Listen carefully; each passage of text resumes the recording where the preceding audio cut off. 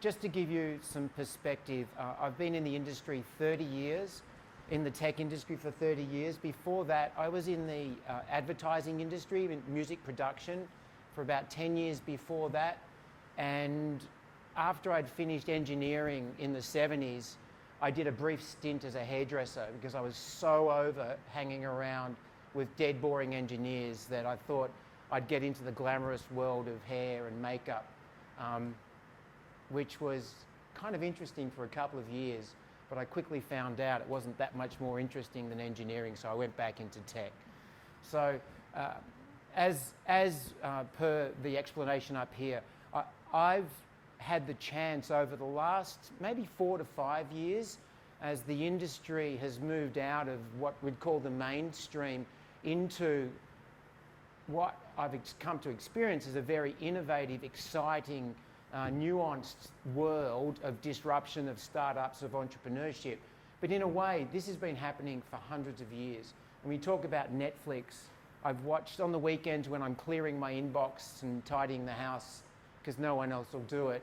I've watched a lot of the documentaries that are on Netflix. And for example, Henry Ford, the story of Henry Ford, which is playing at the moment, is an incredible story of disruption, innovation, of new thinking.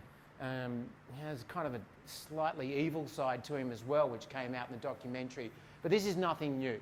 So let me just give you some thoughts on what I've seen and something of a model that I've seen the corporates undertake to help get into and complete, I guess, a rebuild and a revitalisation of their own images as industry and as the consumer, and the way we deal with things and people have changed over the last 10, 20, 30 years. Although I will say, in the 60 years that I've been alive, I still think that people still get up in the morning, put their DAX on one leg at a time and scratch their bums. Nothing's changed in a lot of ways. So, okay, so the question I've been asked to address is, can and how do the corporates disrupt? How can the corporates act like a startup? And I think at the outset I'd have to say, I don't think the corporates can. It's a challenge. There's a lot of pressure. There's significant lines of business. There's machinery that's been in place for decades. And I deal a lot with the banks and with the telcos and with the governments and with media and entertainment. And there is an institutionalization. It's very hard to break down. So if you are to make that transition, then and it doesn't matter how young or old you are, that's irrelevant. It's really how you, as we would have seen when we went through business process re-engineering and all the workflow and imaging in the 80s and all the different things we've seen over the years, the introduction, for example, of companies like SAP, it is really the cultural issues that are the biggest impediment to helping us think like and act like a startup. So the 4 areas that I want to look at today. And so first up, how do we deal? How do the vendors deal with corporates? And then in turn, how do the corporates deal with their vendors? The second point is the recognition of the ecosystem itself. The third is some of the tooling that we're seeing used by companies as they make this transition into more, just quicker outcomes than we've seen over the last couple of decades. And then finally, and it's probably the most fun for me, to just talk about some of the examples that I've seen out there in my journeys, largely across Asia Pacific, but a little bit into America as well. So I talk to a lot of significant companies, and the 3 things that I see. First up, IT, which is still a significant partner at the core and centre of most large businesses, most SMEs, even down to the startups themselves. IT wants to either retain or regain control of its systems. There's been an incredible emergence of shadow IT. I was working with DHL up in Singapore, and they called out that they had a relatively small number of shadow IT systems, probably around about 100, which had an inordinate amount of pressure, had put an inordinate amount of pressure on their business from a compliance and audit point of view. In simple terms, these shadow IT systems, which were running on things like Excel spreadsheets and the like, had an enormous consequence should these systems go down. And they'd recognise that this was an issue. Medibank back in Australia, so we have an equivalent medical insurance scheme. They did a review maybe 5 years ago of their shadow IT systems. They were expecting maybe a couple of hundred. They found over 2,000 shadow IT systems. It was absolutely frightening. So IT, and it's the natural place for a vendor to gravitate towards. But the question is, how do we help IT either retain or regain control of it, of the corporate systems? The second area of influence is with the developers. So most large companies, right down to the smaller, have a development pool, whether or not it's 5 people, 50 people, or several hundred people, whether it's outsourced to India or whatever. And those developers, they're coding in a way that's comfortable and is dependent upon their background. So most of their preferences are determined as teenagers, the same as, for example, your musical preferences or your film preferences, or whether or not, like my brothers and sisters were into Queen, and I couldn't stand it. I was into Lou Reed, and something had just bumped me 1 degree off to one side. But what are those things that determine your preferences? And you can't mess with what the devs and the coders are working in and with. So whether or not they're into C, or whether they're into JavaScript or Go or Ruby or Python, you need to ensure that they can be left to code in a way that's comfortable. Because they're a little strange, they're normally on the spectrum, they're very hard to deal with as it is anyway. So let them be. And we'll get to the point though in a moment as to how you actually let that happen. And then the fourth area is that the lines of business want to get to an outcome as soon as they possibly can.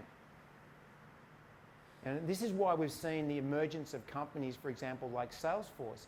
Salesforce have been able to establish a footprint in many significant organisations and smaller organisations because you can get to an outcome as soon as you need to. And the same with, for example, AWS. The ability to roll in an infrastructure and to allow companies to roll out an outcome quickly is incredibly important. So they're the three kind of areas that we look at, that I look at when I'm dealing with a company to try and get something of a litmus and a gauge as to what the mood is within that company itself. What is the hold of IT? What are the nuances of the dev team themselves? And what then in turn are the lines of business trying to establish? I worked with Coca-Cola in Australia, Coca-Cola Amatil. They're a Microsoft shop, so their coders work pretty much exclusively in .NET. And their outcomes were 6 monthly. So they've been struggling for some time. How do we improve our cycle times? Because they were building their solutions in winter and essentially testing them in summer. And the question was, how could they, as a company that's constantly changing the way that it deals with our preferences and our ability to buy their products, how do they actually turn that around far more quickly? Because I guarantee, Amazon shoots 200 code changes into AWS every day on a real-time basis. They're shooting these changes in and out, continuously available. If anything goes wrong, they pull them out very quickly. And that's the difference between the tech that underpins, for example, AWS and the tech that, for example, Coca-Cola was previously or currently working on. I'd like to talk a little about, the second point is the power of the ecosystem. And the story I'll share here is that several years ago, I was in a certain part of the business called the Dealmaker team. And my job was to look at complex, ugly, big-term corporate usage of technology, of infrastructure, whether it be middleware or hardware. And my patch was the Victorian government and New Zealand. And I said, okay, I'm heading to New Zealand. So there wasn't a lot going in. Victorian government, relatively dull. Governments aren't known for their innovation. They generally don't like the large vendors. They're trying to move away. So I spent a couple of years just focusing on everything in New Zealand. And in doing that, got quite comfortable and familiar, for example, with the New Zealand Software Association and the guys that were running that out of Auckland, down the hill from the Heritage, at a nice wine bar that I can't remember the name of, but they always held a great event. The Glengarry, yes, it's really good events. the Canterbury cluster down in Christchurch, for example, and the innovation scene that I hadn't had any experience with or been privileged to deal with, because what I'd found was in New Zealand, because New Zealand has to punch above its weight and is constantly looking at ways to build out new business concepts, there was an incredible swirl of innovation happening here. And so I kind of got a bit of a taste for it. As much as I was dealing with ACC, IRD, New Zealand Police, Defence, and the banks and so on and so forth. And most of the banks here, their technology preferences are determined by Australia anyway. But I got a chance to explore and experience the world of the incubator, the meetup, the disruptor, and the startup. So I think from there, I actually made a transition into another role, which was called developer relations at the time. And I left the deal maker role kind of kicking and screaming to go into this brave new space. And that morphed into what we then called ecosystem development. And from there, I was given a legitimate reason to have, to play in the backyard of these spaces. So when I look at, for example, the work that we established in Australia, and remember, Australia is just a very small microcosm and example of, for example, what's happening in Europe, what's happening in San Francisco or in the Silicon Valley, what's happening here in a lot of ways in Auckland and even down in Christchurch, where they just have to be more innovative than any other part of the world. Maybe there's something happening in Dunedin and Nelson that I don't know about that I should go and explore. But out of this, we chose one or two incubators to concentrate on. So if you're not engaged in this scene, and as I said, it doesn't matter how young or old you are, you won't be turned away. I suggest that you actually explore and look to see what's happening, whether or not, I guess most of you are from Auckland, but look to see what's happening here and get involved. So what I did, I chose one incubator in particular, something of an accelerator. They also had a VC function, and that was the York Butter Factory out of Melbourne. Now, since then, we expanded our relationship. We moved out to, in Melbourne, there's Inspire 9, there's the Carlton Connect Initiative, there's Lab 14. In Sydney, there's Tank Stream and Fishburners. And Fishburners is a bit of a Google cohort. So, for example, Google put a lot of money into Fishburners. So they kind of pushed us out. But River City Labs up in Brisbane and Majoran in Adelaide and Space Cubed in Perth. And then, in turn, just tried to find, just hiding, kind of skulking in at the, under the covers of darkness and finding our feet and finding the mood and the tone and the themes of what was happening within those incubators. Really opened up my eyes. And I think I've got one example up there, which is the e-centre at Mast in New Zealand. From there, now once again, remembering, the reason I'm speaking today is to help determine this, find an answer to this question. How do the corporates act like, disrupt, or think like a startup? So you've got to keep putting yourself in that mindset. How am I going to act like a startup? From there, one of the areas that I personally and we became invested in was health tech. At the time, it was called med tech. I don't know why the terminology's changed, but we're now calling it health tech. And out of there, we found a new relationship with an organisation actually out of Ireland. Now, this organisation is called Health Excel. And at the time, they're a global platform, and their aim was to identify changes in the industry in one of the most... Is anyone here from healthcare? It is really a tough industry to turn around. You've got the weights of the institutions, of the government funding, of paper. I've never seen so much paper that ends up in the bin. I'm a cyclist, so I'm always breaking something, as Jules will know. So I recently broke my olecranon, which is the tip of your elbow, and I went into hospital and trying to deal with the number of times I had to fill out that bloody form with my name and my age and so on and so forth. Interesting concept. What will blockchain mean to personally controlled electronic health records? So I think that's something that we're looking at back in Australia at the moment. But we got into this space. The guys out of Ireland were looking at big data and analytics. The connected device before it became like as prevalent as we are seeing now, and also behavioural change, which is a simple concept, which is what Simon was talking about this morning, which is how do we change our own attitude and our own approach to our own health so we don't become a victim. You know, Simon was talking about diabetes, and he was talking last week, he spoke about the Polynesian side of things, but he also mentioned last week that the Pakeha are only 10 years behind. So it's not an exclusive disease. This is something that's going to affect all of us. But we became engaged in probably the most unglamorous area of health, aged care. And as we're now calling it, positive aging. Or as someone in Australia recently coined the term, old is the new black. And I'm happy for that. I'm happy to be hearing that old is the new black. So we threw ourselves into it. And I don't know if any of you have ever read a book called The Richest Man in Babylon, but what it says is quite simply, you spend a third of what you earn, you save a third of what you earn, and you give away a third of what you earn.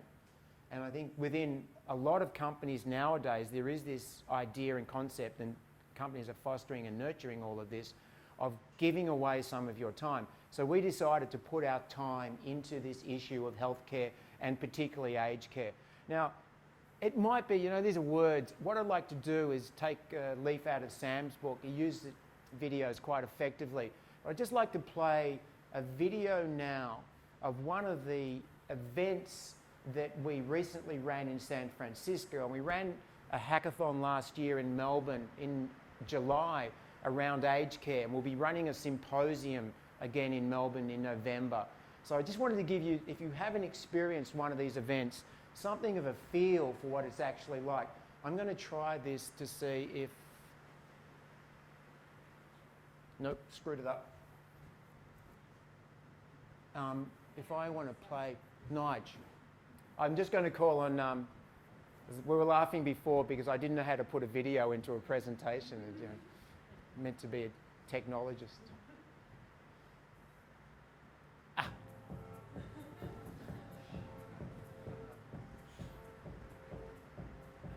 Started Health Excel when I was on IBM Ventures, really out of frustration, because I thought there was a real need for entrepreneurs and big companies to collaborate. It was only by collaborating we were really going to solve some of these problems. Between industry itself, academia, the hospital systems, the payers that decide on reimbursement, the patients, and the advocacy groups and whatnot, everybody wants to improve healthcare, but the accountability is so spread out. What's great is that there's a common rally cry, that everybody is aligned. You can see that we have a mission and a purpose that's very well defined, and there's a committed team around that. We had such a great opportunity to really kind of just open up. There's people here that are engaged from large and small companies, very senior people. They come with a spirit of openness to talk to each other, to collaborate for real. We've already, I think, gone a long way towards building significant relationships with a number of the larger companies here. We created the Healthcare Challenges because we understood that the problems in healthcare will not be solved in isolation, and we needed a process by which our members and the wider healthcare community could work together on some of these big problems in today. The process for the Healthcare Challenge is a very simple four-step process. We work on the definition of the challenge, what's required to overcome it. We engage our members, advisors and startups in the challenge process.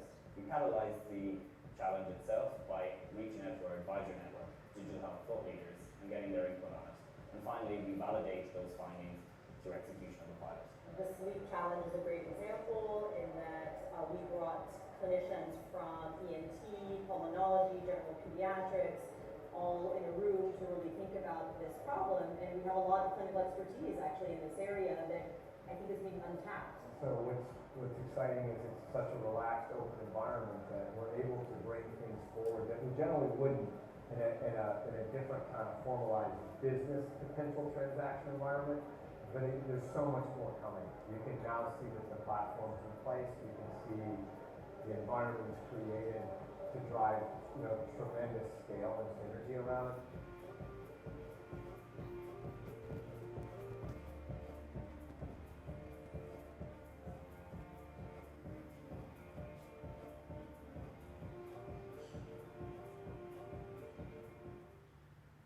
So just an example, and I have the pleasure of working with these guys almost on a weekly basis. So we all kick in €50,000 a year to keep Health Excel alive.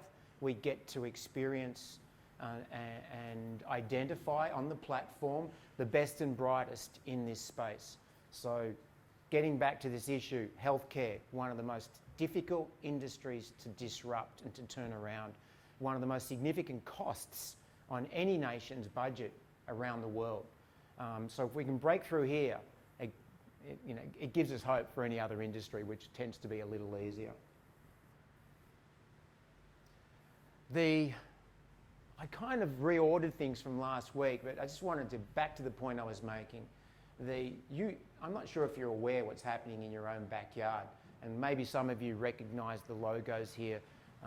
I think one of the most interesting, so I've had a long history of working with the guys from Certus. I've known Brian for a couple of years. I think the reason I'm here is because I sat down and had lunch with Brian to talk about, which I think I paid for, but to turn around, how do companies that have, Certus has an identity, right? It has a persona, it has a personality that you identify with, but Certus, like any other company, is looking to reinvent itself almost on a daily, on a weekly basis. And so I'm sure that what you would have seen from Sam might have been something of an unknown facet of Certus business itself. This whole question of how do we lead with design, user experience, as opposed to going straight into the tech itself. I worked with 9 Spokes, and we had one of my team was here in Auckland, and I know that 9 Spokes IPO'd 2 weeks ago. I believe on the ASX, I'm sure they raised about 85 million. I think Shane was the one who was giving me the numbers there. And so that's interesting to see what I consider, when they were first forming, if you don't know them, what they have is they have a tray of products that fit anyone's SME type industry. So for example, if you're a physiotherapist or a plumber or whatever, what they're doing is aggregating services and then in turn, and the billing, and then in turn providing you a dashboard that gives you real-time measurements, visual. In fact, I think Shane might actually talk about this a little later on. It just gives you an idea of what's happening in your own backyard. If you're buried, at the back of your laptop, dealing with corporate issues on a day-to-day basis, getting back to this point, how do you turn yourself around? How do you turn yourself inside out? For Christ's sake, get out there and find out what's happening in these areas of innovation and disruption in New Zealand. I'll talk briefly about, everyone's probably, I guess most of you would have heard of this term hackathons, which, I liken to throwing a party and then it gets out on Facebook and then, 2 days later your apartment's trashed because 300 people's gone through it and you're the only person left standing who has to deal with the mess that's left afterwards. But these have been incredibly valuable for us and for our corporate partners. So that guy up the top there is Kwam Ling. So he's the Chief Medical Officer. He was the Chief Medical Officer at Northern Health. He's now at Melbourne Health. So when we ran this hack on aged care, we brought in clinicians. So we brought in geriatricians, we brought in psychiatrists, OTs, and so on and so forth.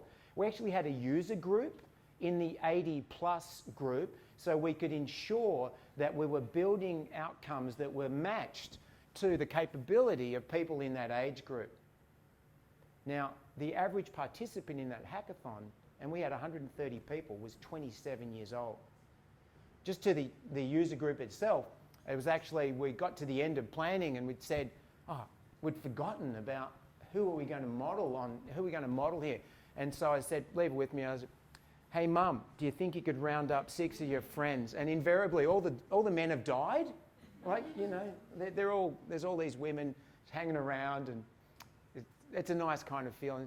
She said, so what's the story, David? And I said, this and this. And she said, leave it with me.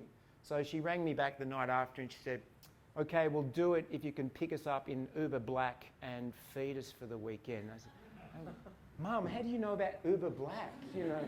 Anyway, so it just goes to prove that this whole journey, a lot of you are young, but as you move through your journey in life, I'll go that way, we'll be taking our tech savviness with us.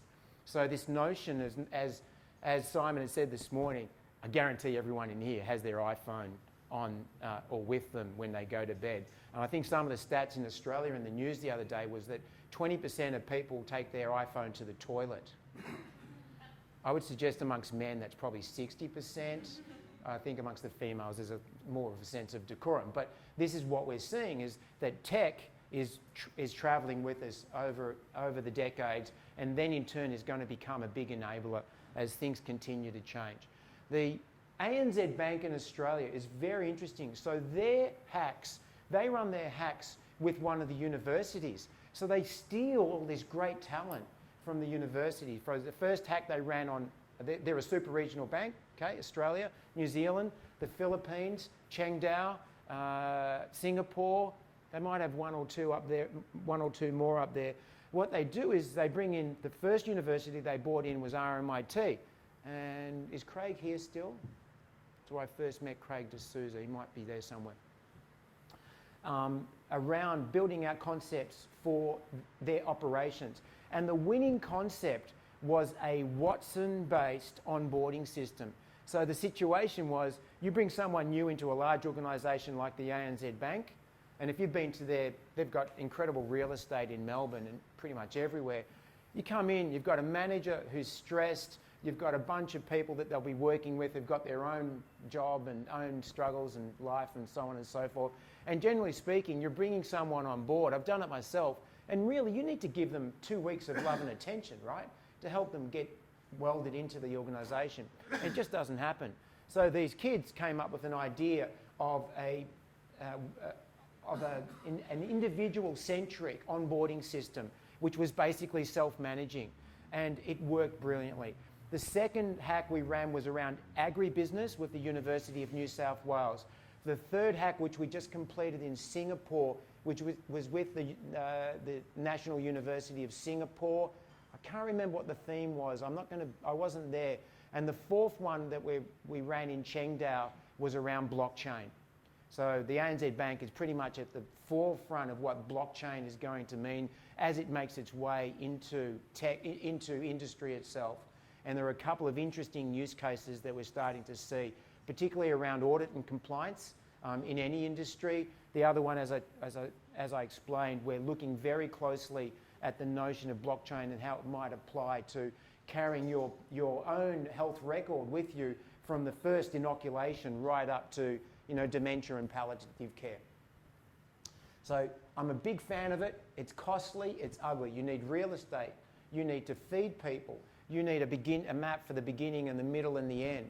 You need to pull all of this together over a period of months, and then you need to produce an outcome, because it's almost like a rave and everyone's having a great time. And you get to the end of it, not that I've ever done that, but I'm told that's how kids dance nowadays, with their arms up in the air, which I've always thought would be a lot less stressful than when I was a kid, when you were trying to figure out, white man's overbite sort of thing at a disco sort of. And I do remember discos, most of you wouldn't. So there's some examples of what we're seeing as being a means to which inject some life and personality into the day-to-day corporate grind. How do we break away from it? I need to talk, I'll just take a break here into the last half of what I wanted to talk about. I just need to do a time check. Looks like you're fine because Jim is not here. Okay, great. Watch for the white sign. Okay. If you are to be successful, let's say there was a corporate here that was still scratching its head. How do I begin to act or disrupt like a startup? You almost need to pull apart the organisation and to find a group of people that are interested in a different type of outcome. And a lot of companies nowadays have a chief technology officer. We're starting to see chief digital officers and officers of disruption. So if you've got that coupling, that cohort, that needs to be nurtured or identified, nurtured, and to be given the opportunity to basically live and breathe and to blend itself into, as I said before, the lines of business. And we're going to be respectful of the lines of business. If you look at a bank, lines of business are there, and what I call the grinding machinery is important. We depend upon the banks, the Australian and New Zealand banks. We depend upon because they are substantial institutions that won't go the way of the dodo. But to that end, it's very difficult to turn that machinery around. So what I'll talk about now, and look, I want to keep this vendor independent. So what I'm talking about now could equally apply to the Google App Engine, to Microsoft Azure, to Pivotal's Cloud Foundry and the Pivotal Labs, to IBM's Bluemix, to Red Hat and their OpenShift approach. They all basically cover off from a tech space. They provide an enablement platform to allow corporates, startups, and individual devs to do things differently. So it's not meant to be an advertisement for any one vendor, but I will use one vendor's platform as an example because I tend to know it better than any other. So what I wanted to talk about now is agile, let's just call it more immediate outcomes using platform as a service. I think I might have crossed out the vendor's terms. So just to prove that I'm agnostic, I've put a line through Bluemix. But if you don't know, Bluemix is IBM's platform as a service. So how do we bridge to, we coined this term a couple of years ago, systems of record. Let's leave these systems of record in place. Let's not mess with them. I'm not talking about lift and shift. I'm talking about, and I'll say this a couple of times, I'm talking about augmentation and building out new facets to your existing systems. And how do you do that? Well, the means by which you do it is getting back to the devs. The devs have the ability to build out these augmentations and these new facets if you give them the right tooling. So once again, leave the systems of records in place. I'm asking that you consider that we're looking at building systems of engagement, or as I'd prefer to call them, systems of consequence.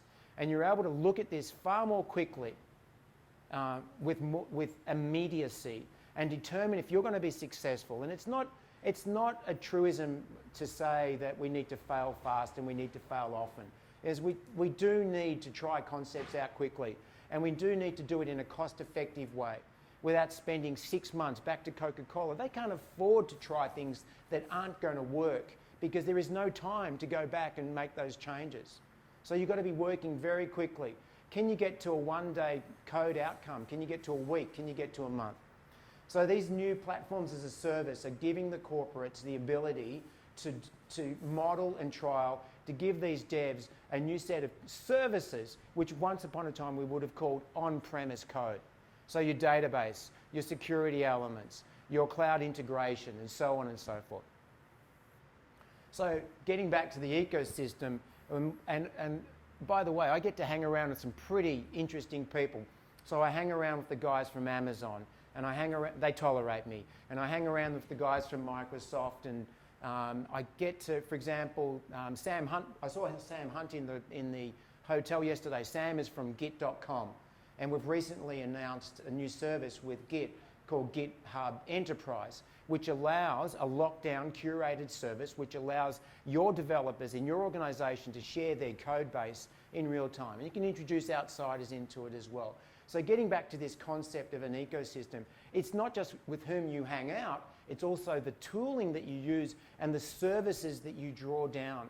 Now, we were talking about Watson this morning, and it's quite a topical service.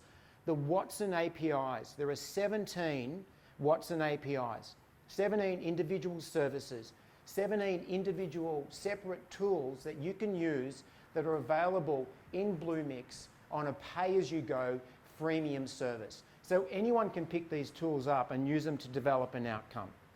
Okay, you want to get to a curated service, you want to build something that needs to go and to be behind your firewall. Now, for example, in healthcare and so on and so forth, there are lockdown versions that sit behind your firewall as well. But this point of the ecosystem is two-faceted. For those of you that are involved in tech outcomes, most of the vendors are moving their middleware to software as a service. So back to my story when I was in the Dealmaker team. We would turn up every 3 to 5 years, and you probably experienced this. We'd go, right, what is the picture of your software usage against your entitlement? What have you deployed against your entitlement? And all the vendors do this. You go, right, you're out of compliance. Been naughty. Okay, do you admit you've been naughty? Good. Now we'll fix it for you. And we were very nice about it. There are some vendors that are particularly aggressive about it. Some people might argue that we're not, but that was my approach. So what we would do is, we'd aggregate a company's usage and then in turn, is that for me? Great. And then in turn, bundle it up into what I'd call a financially engineered premise and then go, okay, I'll see you in 3 to 5 years' time where I guarantee you've done nothing about compliance, you'll be out of compliance again, and we'll be doing the same thing in 3 to 5 years and you'll hate me for it and I'll be resolute about it and the world will continue spinning and maybe we'll be friends, maybe we won't. We're moving all of this now to service-based. So I can guarantee that, for example, for those of you who know the middleware stacks, you will now have an equivalent service that is sometimes now being costed down to per second, per minute, per hour usage.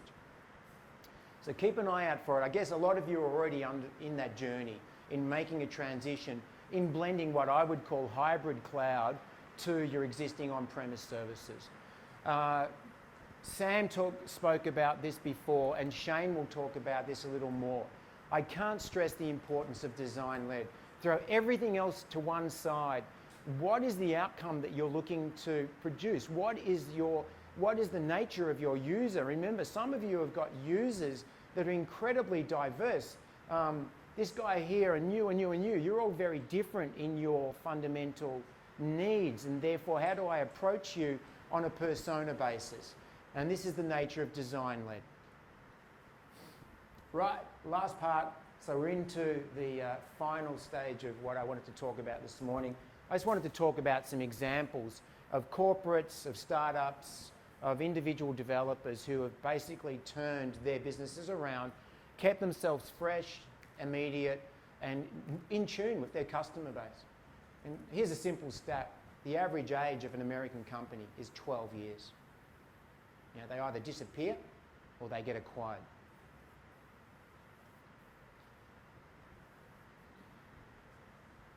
Some of you must be in the financial services industry. These are 10 of the most significant issues that banking, financial services, insurance, superannuation, whatever you might want to call it, are facing at this point in time. These are something, if you strip everything away, I'm quite comfortable to say that anything you're looking at the moment would fall into this space. I'm also relatively comfortable to say this is industry independent. You could transfer these 10 points across to any industry. So keep that in the back of your mind. This is some work that we did with the National Australia Bank in Australia. Simple story. It was taking them 100 days to deploy their AWS infrastructure. Not Amazon's fault. Amazon can deploy in a heartbeat. It was their internal processes. It was their design review boards, their architectural considerations and so on and so forth. It was their machinery. We worked with them to a simple outcome. We built, not only did we deploy the infrastructure, we actually got to building the application and making it highly available across 2 instances. And that's just a techie term for building 2 of the same thing and making sure that if one of them fell over, the other one would be available. We did it in 3 minutes and 49 seconds. So you can see here on the chart on the bottom, that's the normal cycle to get to an outcome in the NAB bank. And what we came up with is revisions, so R1, R2, RN sort of thing. We were working through cycles far more quickly, down to about a day. And it's kind of interesting because the NAB is an institution. And once again, they have an area called the NAB Lab. And this is where their new thinking is cloistered and protected. But you've got to let it bleed into the rest of your organisation. Otherwise, they'll wither on the vine just as much as any other antique line of business. One of my favourites, Bendigo Bank. Bendigo Bank is a community bank. So we've got the 4 key banks and then we've got a tier underneath. Bendigo Bank is the 5th largest bank in Australia. They have a 97% customer approval rating. They have a 7% market share. And if you look at the other way around, the majors have around about obviously a 93% customer share and about a 5% approval rate. But no one's moving away from the majors because of whatever latencies, getting back to Remember, I talked about how the developers set their preferences. Most of us establish a bank account at an early age, and that's probably it. You know, maybe Gen Y decided to use an online bank or whatever it might end up being. So the Bendigo Bank set about, and I think it was mentioned before, Sam mentioned it, we've got a two-speed IT. You know, it's a nonsense to think that you're going to be able to rip everything out, your core banking systems and so on and so forth, your core record systems, and build out something in a heartbeat. You really need to look at this whole two-speed IT concept that Gartner has talked about for about a year now. And all it is really, it's a techie way of describing how you blend the old with the new. Back to the York Butter Factory. We set about setting up with the York Butter Factory in Melbourne with the Victorian government. And is anyone from government here? It's like bloody walking in treacle. It's like, it's kind of like slugging through all of this, trying to get them to an outcome. We're nearly there after about 3 years, 2 changes of government, everyone talking about disruption and innovation. The politicians are all over it. It's like stink on a blanket and so on and so forth. But essentially what we set about was taking over a beautiful, this is an existing building in Melbourne that is being used by 2 very small government departments. The government was on the hook for rent for about 10 years, I think $9 million a year. We said, we'll take it over. We'll put the corporates around the edge and we're going to invest in innovation in fintech, in health tech and in IoT. And we were going to build new employment outcomes for the Victorian government whilst their payroll tax was going down because the car industry is disappearing and so on and so forth. You reckon they would have jumped at it, wouldn't you? Yeah, they're kind of jumping at it in slow motion. But I think we'll actually get to an outcome this year. ANZ Bank, I think we talked about this before. I love this story though. In October of 2014, the bank trawled its employees and said, tell me where we're falling down. Tell us where we're falling down. Give me some ideas as to what we need to do better internally or to take share from our competitors. They came up with about 150 different concepts. They culled it down to 12. They then pitched it to Mike Smith. At the time, Mike Smith was the CEO of the ANZ Bank. As it turns out, he's now our lobbyist on the Goodshed back in Victoria. So he retired and he came on board to give us a hand here. What they then did was, they said, can you give us enough cash to do this as a project with Monash University over Christmas? And Mike said, do all 10. Come February, the kids, nervous as hell. In some cases, fair to say, they're probably wetting their pants. But they actually pitched back to Mike, the CEO of the bank. And these are graduates out of the university.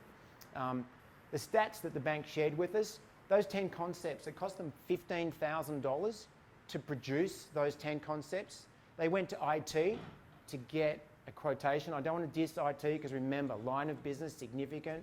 You've got the processes, $40 million.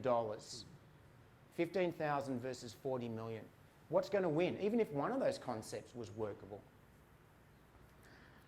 My favourite, Jules, I don't know if you've seen this story, but as I said, I remember Jules, whom you'll get to experience a little later on. We were doing the Amy Gillette, which is a bike ride. It's a road ride. It's not meant to be a race, but as they say, put 2 people in a room, you got politics. Put 2 people on a bike, you got a race. I remember the day before I was with Jules and he was trying to give me a spanking up this hill. And so I've still got fond memories of when we used to mountain bike and road ride before he left us and went up to Queensland to surf. But a couple of years ago, there was a certain technology that was put into the Tour de France called Infosphere Streams in big trucks, and it followed the tour around. And for those of you who are into cycling or have studied the tech around cycling, and it's hard to escape it, New Zealand has some kick-ass cyclists. You guys, as always, continue to punch above your weight. You might not know who they are, but I guarantee you've got some kick-ass cyclists. They came to us and said, we want to revitalise the user experience in the Tour de France. We want to build out new applications for the commentators. So those of you who watch it, is it on SBS here? Don't know. We have Phil Liggett and Paul Sherwin, and they're the same 2 commentators every year, and they're absolutely brilliant. There's only so much you can talk about. So what they're now doing, they came and they put that platform as a service into all of this. And now what they've done is they're building out, for example, power output, heart rate. They're building out the ability, for example, to call out. It's all very well to know where the Australians are in the, for example, the breakout or in the peloton itself. But what if you wanted to know where all the New Zealanders were across the different teams in the tour? And now you can start doing it. So we've signed a 4-year technology agreement with them to give them access in what I call burst mode, because their usage kind of bursts from different points in time. Because let's face it, the big events run 3 times a year, 4 times if you include the Tour of California. The other events are like 1 days, so their usage bursts like this. They've got to be agile, quick, and they've got to get to an outcome very quickly. So we're working on all of that. And Jules, if we want to go next year, we can go spend time there. Might be worth a trip. Happy to take anyone else from the audience if you're into cycling. I think one last one, and I don't want to bang on about aged care, positive aging, but this one really, when I got to work on this, and it was quite exciting. Japan has a declining population. It's well-known statistic. There are a lot of, and Japan's a collectivist society, unlike us, we're an individualist society, so we tend to put people into homes. In Japan, you don't do that. So this whole notion of how do we keep people in their own homes as long as they possibly can be kept? How do we aggregate, for example, allied services around all of this to ensure that people are enjoying a quality of life that doesn't mean you're locked up in some god-awful home? And it's quite a common occurrence in Australia. I don't know what it's like here. So we have a very deep relationship with Apple. I'm not sure if that's visible, but we've built out something like 120 individual applications across different industries, and we now have a division with Apple focused on aged care outcomes. So we actually have a division focused on aged care outcomes. Now the story here is that Japan Post, the world's 27th largest company, they recently bought Toll Holdings in Australia. They have people out there each and every day. So in Australia, you don't see a postie anymore, and if you do, invariably they're on a motorbike throwing your mail at you, and maybe 2 or 3 times a day. There's not even an interaction with the box anymore. It's all now in centres and so on and so forth. So the idea here is that the applications were built. They were built on, obviously, an Apple platform, and we are now reaching something like 26 million oldies on a daily basis in Japan to ensure their quality of life, the cost of health is maintained, and basically to provide a better outcome for that sector of the Japan population. I'm quite sure that's the end of it. So hopefully I've given you, I guess you can tell, I'm enthusiastic about this.